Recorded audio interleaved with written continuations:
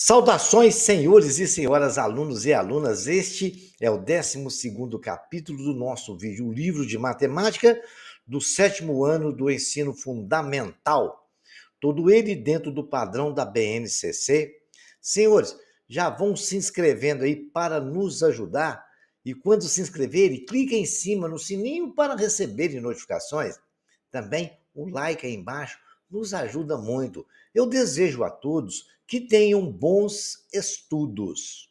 Medições em diversas situações. A todo momento, em diversas situações, estamos realizando medições. Toda medida é aproximada. E sua precisão, o quão próximo está da medida real, depende de diversos fatores, entre eles o instrumento de medida utilizado para a situação desejada, a pessoa que está manuseando o instrumento e fazendo a leitura da medição, a temperatura do ambiente influi muito. Muito bem. Sabendo disso, é possível escolher o instrumento mais apropriado disponível para realizar a medição desejada, dependendo da situação e da precisão necessária. Além disso, é importante analisar criticamente as medidas, e ela tem que estar dentro do padrão desejado. Cada coisa tem um padrão de precisão. Então a gente vai estudar este conteúdo daqui para frente. Bacana? Então prestem bem atenção quanto a isso. Vejamos agora algumas situações que acontecem no dia a dia. Carla faz salgados por encomenda e recebeu um pedido de 150 coxinhas. Ela utiliza aproximadamente 20 gramas de peito de frango no recheio de cada coxinha. Quanto de peito de frango Carla usará para fazer uma encomenda? Bom, a gente é só raciocinar. Cada coxinha usa 20 gramas, né? Para 150 coxinhas, eu pego os 150 e multiplico por 20 gramas, vai dar 3.000 gramas de peito de frango. Ou seja, isso corresponde a 3 quilos, né? Cada quilo tem 1.000 gramas. Note que o valor de peito de frango de cada coxinha é um valor aproximado, pois a situação não exige grande precisão. Pode colocar 19 gramas numa, 21 na outra, que não vai fazer muita diferença. Agora já sei a quantidade de peito de frango para comprar. Então, o que aconteceu? Ela raciocinou dentro da precisão que ela tinha, quanto que ela ia gastar para realizar aquela tarefa, e aí ela conseguiu ter um raciocínio de medida. E a precisão estava dentro do padrão dela. O José quer revestir uma parede retangular do seu quarto com um papel de parede. Por isso ele mediu com uma trena a largura e a altura da superfície a ser revestida. E obteve 123,4 centímetros de largura e 258,7 centímetros de altura. A trena de José é graduada em centímetros. O algarismo 4 na medida 123,4 centímetros, é uma estimativa com base na visualização do instrumento pelo observador José. Então, aquilo que passou já em decimal, né? Nós temos ali centenas, 0, caiu uma parte pequena, quando deu 123,4, aquele 4,7 é uma parte pequena. Aí o cara foi lá colocar para ele o revestimento. Ele falou, a medida que eu tenho aqui é essa. E o cara sabe que essa medida é aproximada. Quando chegou lá, o instalador do papel de parede foi até a casa de José utilizando a mesma trena, obteve a medida de 123,5, um 0,1 centímetro de largura de parede a mais e 258 a 5 centímetros de altura. Apesar de diferentes as medidas, né? Aí o que aconteceu? Ele vai ter que colocar lá. Só que essa diferença não faz muita diferença, porque é pouquinha coisa. Isso aí geralmente até passa um pouquinho e joga fora. Então não tem tanta precisão, né? Aí você nota que o papel de parede foi colocado e as medidas dos dois estavam dentro de uma aproximação. Entendendo a situação de medida, a gente conhece, existem algumas medidas que essa diferença do papel de parede, lá da coxinha, faz muita diferença, porque são medidas de mais precisão, como em motor de veículo, na indústria, precisão que existe ali da medida de um eixo virabrequim, é um eixo principal que roda no motor, que ele trabalha com décimo de milésimo, a energia de um transistor, que ela é pequenininha, a pressão de ar que vai dentro do aparelho, a energia que vai dentro de um marca-passo, dentro de um transistor, tudo são coisas pequenininhas. E essas exigem uma precisão. Em algumas situações é necessário uma precisão maior das medidas, pois uma alteração mínima faz muita diferença. É o caso, por exemplo, das medidas de ingredientes de um laboratório científico com medidas de peças na indústria. Para pesar um remédio, né? Aquele remédio vai micromiligramas, né? O multímetro, o paquímetro, o relógio comparador e o micrômetro são instrumentos usados de precisão que dão medidas bem mais precisas, ok? Conhecido isto, a gente pode discutir algumas situações emblemáticas e alguns problemas que acontecem no nosso dia a dia. Edson quer fazer um gramado retangular de 6 metros por 4 metros, né, no quintal da sua casa. Que bacana, né? O Edson quer lá fazer um negócio lá, um gramado, e lá é 6 metros por 4. Lá no quintal de sua casa, quantas placas quadradas de grama, com os lados medindo 1 metro, né, um por um, vai precisar, né? Ele está ali, ó, tem uma grama de 1 por 1, o Edson está ali pensando. Aí ele pensando, ele viu aqueles monte de quadradinho, e aí eu vou precisar de 6 placas para fazer o comprimento e a altura, eu vou precisar de 4. 6 vezes 4, 24. Não, é 24 placas que vai precisar. Então aí ele concluiu que a área do retângulo é base vezes altura. Ele pegou a quantidade de grama embaixo, pegou a altura, multiplicou, ele já sabe quantas placas de 1 metro. E aí foi possível concluir que aquela área que ele quer plantar tem 24 metros quadrados, porque a área do retângulo, então, é a base vezes a altura. Então, agora, sendo quadrado, no caso particular do retângulo, em que a medida é igual à da base, da altura é igual à base, né? Então a gente pode dizer que ele é um caso particular, é um retângulo, só que ele é quadrado, porque quadrado é quando tem os lados iguais, né? A medida da base é igual, é todos os lados e vale L, um valor L.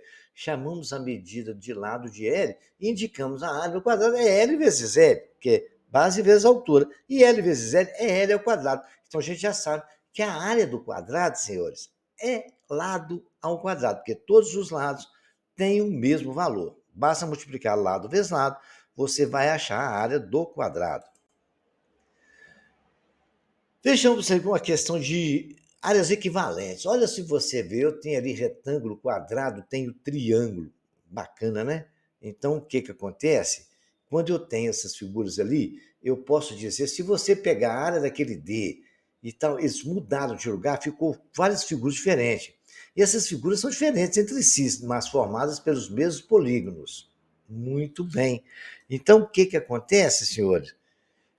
Formado pelos mesmos polígonos, então nós temos que ver as áreas deles são iguais, mas eles têm formas diferentes. Olha a figura 1, figura 2 e figura 3, né?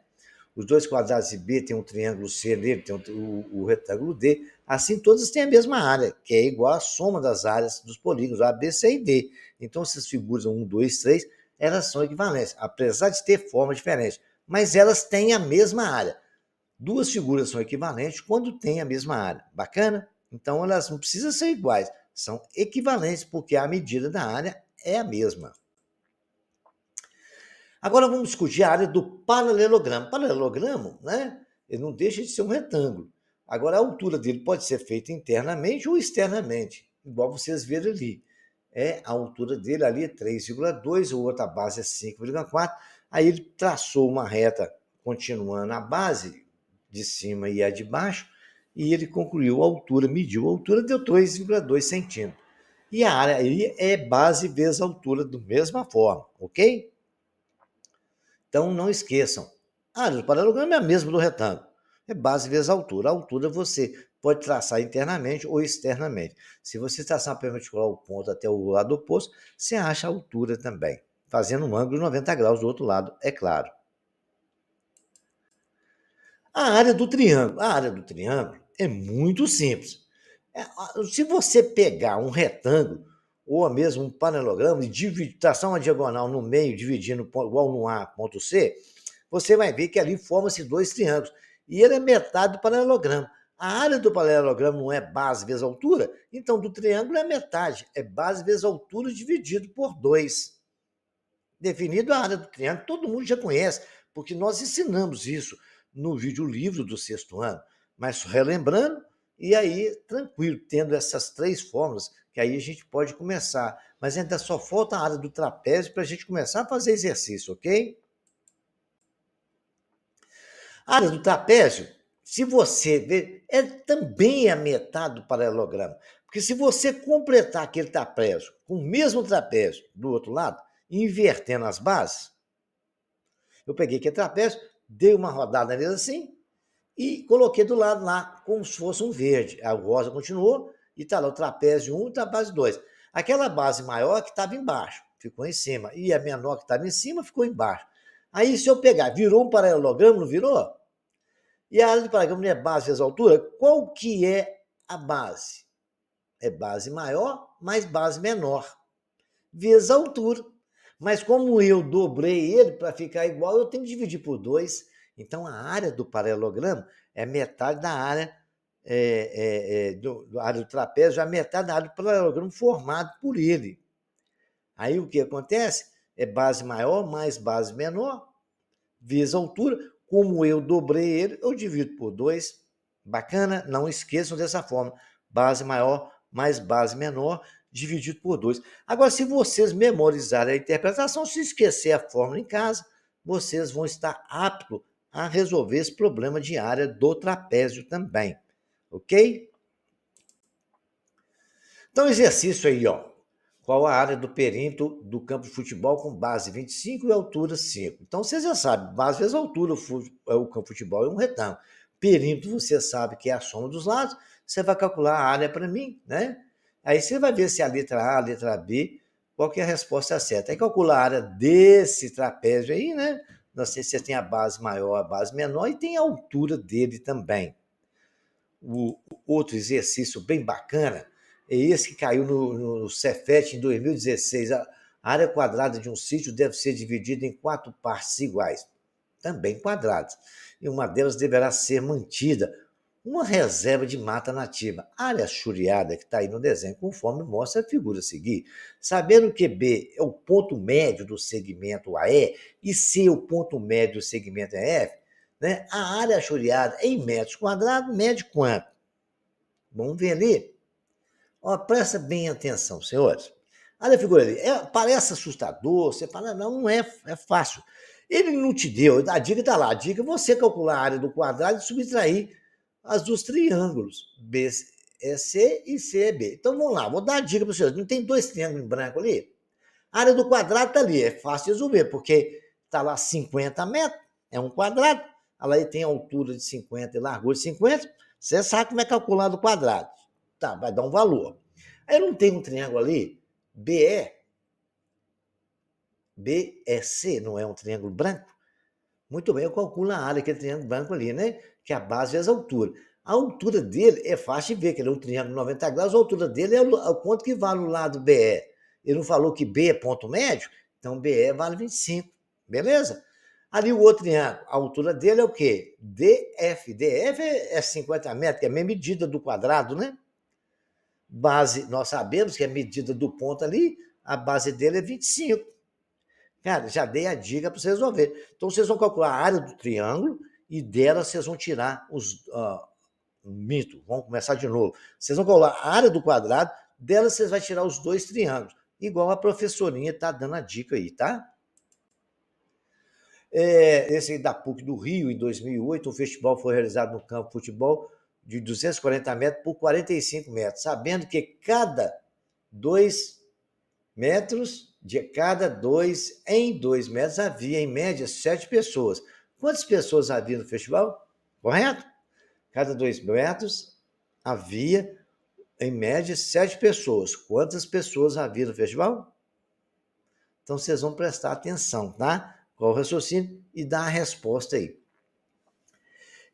Veja também esse exercício 5, né? você vai ver que esse exercício 5 um ciclista costuma dar 30 voltas completas por dia no quarteirão quadrado onde mora, cuja área é de 102.400 metros quadrados. Então, a distância que ele pedala por dia é de... Beleza?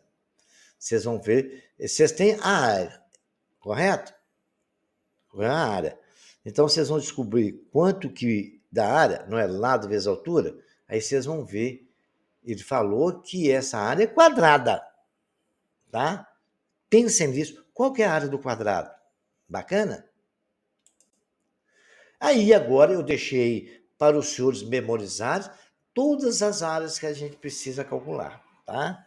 A do triângulo, que é base vezes altura por 2, o quadrado é L ao quadrado, a do losango, que é diagonal maior vezes a menor dividido por 2.